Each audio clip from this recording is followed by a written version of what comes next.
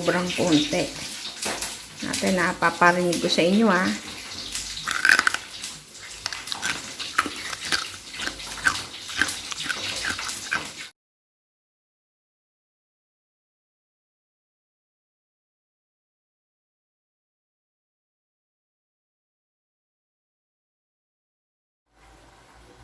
Mga kawanings, nakita nyo, ito, medyo pwede, pero konti pa yan.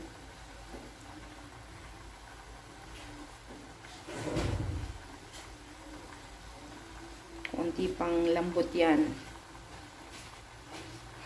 And then yung mga laman, medyo okay, fine. Pero, kasi, nakita nyo naman, nadidilute na yung water, wala na masyado. Kaya, dadagdagan ko pa ng water ang ating lechong kawali.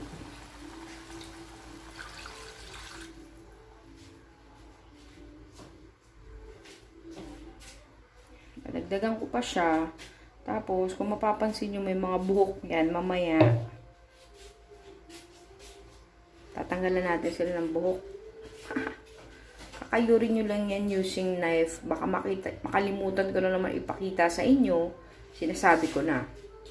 Diba? Kasi nilagyan natin ng tubig. Kaya hindi pa siya kumukulo. And then, next step is tatakpan natin siya ulit, mga kawanings. Yes, ito na po yung mga liempo. Ito na po siya. Ang gagawin po natin, tutusok-tusokin lang natin yan. Tapos, pag natusok-tusok nyo na po yan, lalagyan nyo yan ng asin. Mga kawanings. Tapos, ibibilad nyo yan sa araw. Ng 8 hours. Mas maganda 8 hours. Kaya lang, dahil ulam nga ito sa tanghalian, siguro mga 3 hours ko lang siya mabibilad, mga kawaning.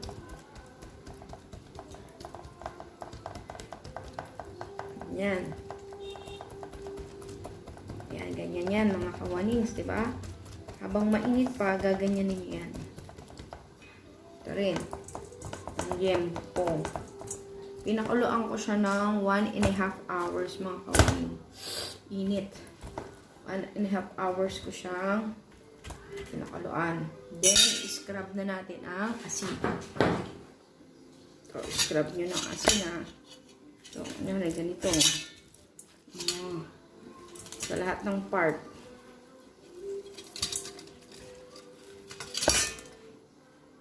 Alam niyo po ba, ang asin is nagbibigay ng crispiness dito sa lechong kawali. Init kasi. Hindi ko ma-flip. Tapos, scrub nyo. Scrub nyo. Yan. Then, ganito rin sa kabila. Init po. Yan. Scrub nyo lang siya. Para magdikitan kasi basa pa naman po siya, mga. Yan lang po yan. And then, paarawan na natin. In 8 hours. Basically, 8 hours. Pero mga 3 to 5 hours ko lang siya mapapaarawan. Kasi nga, ay 3 hours na kasi magla-lunch na. 10 o'clock na po ngayon. Mga 1, bababa ko na siya. Papakita ko na sa inyo. Tapos, 1.5 hours ko po siya pinakuluan. In medium heat. So, ito guys. Kawanings. Ito. Pinag-init ko siya dito. Nilagay ko lang sa lapag nito. Taas namin.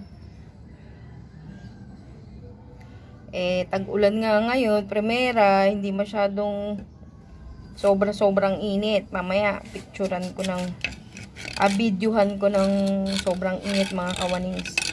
Balikan ko kayo pag tirik na ang araw. Ito, hi guys. Chinek ko. Grabe ang araw, oh. Sikit. It's 2:30 in the afternoon na. Tatry natin. Hanggang 5. Balikan ko kayo. Ito itsura nila, oh.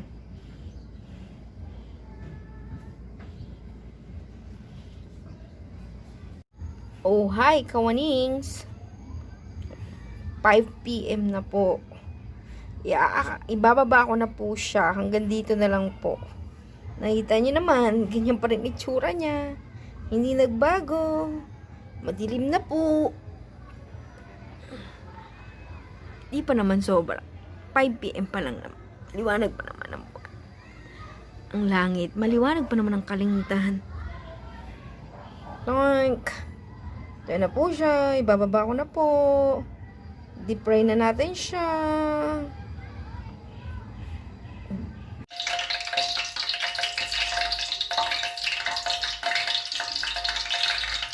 Hintayin lang po natin siyang sobrang init. Naririnig nyo naman sobrang tunog pa. Hindi pa po yan mainit. Kakalagay ko lang naman sika. Dapat super duper init. Para pag niluto natin yung baboy is super crispy rin po siya. Babalikan ko po kayo ulit mga kawanin.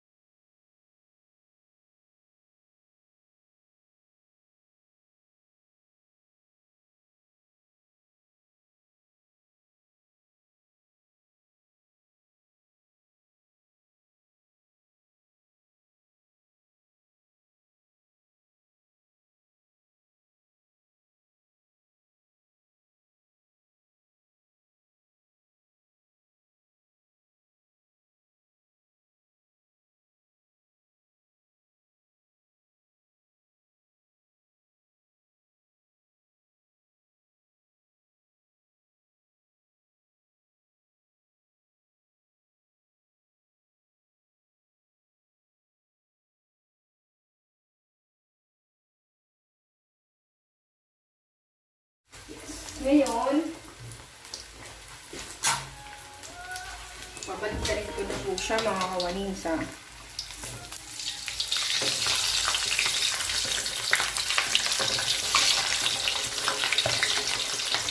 nagagamit po yung masika kasi talagang nakakatakot din kaya lumalayo po ako.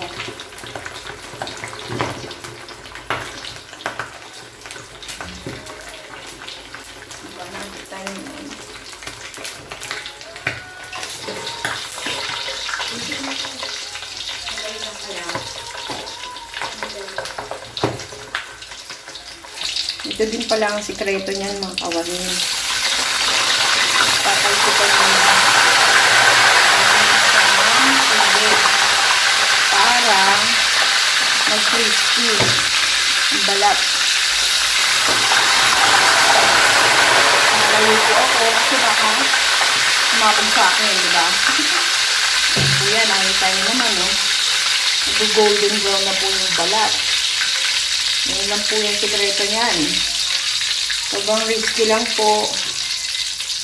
Dahil kailangan mainit sobra.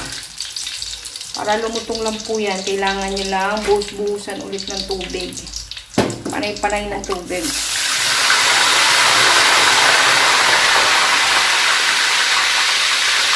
Malayo po ako kaya magulo yung camera kasi nasisira din po yung lens ng camera.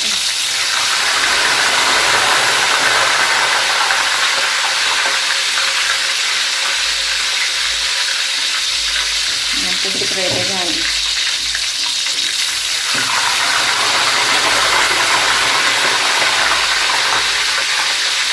Buhos ng tubig.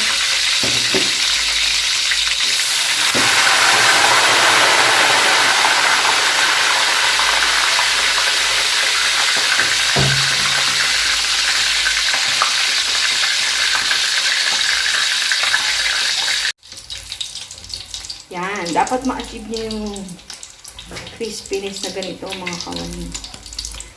Papakita ko sa inyo. Tutok-tok natin ha. Naririnig nyo ba? Balat, diba? Matigas na. Ah, diba? Crispy na yan mga kawanin. Nang sobrang konti.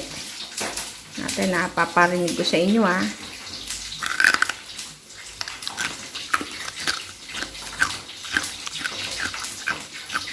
Ang lutong. Sarap.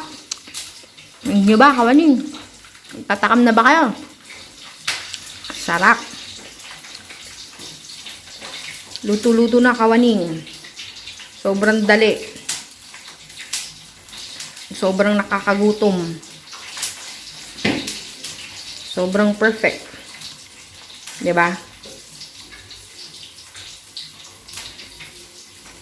Sobrang nakakatakam na.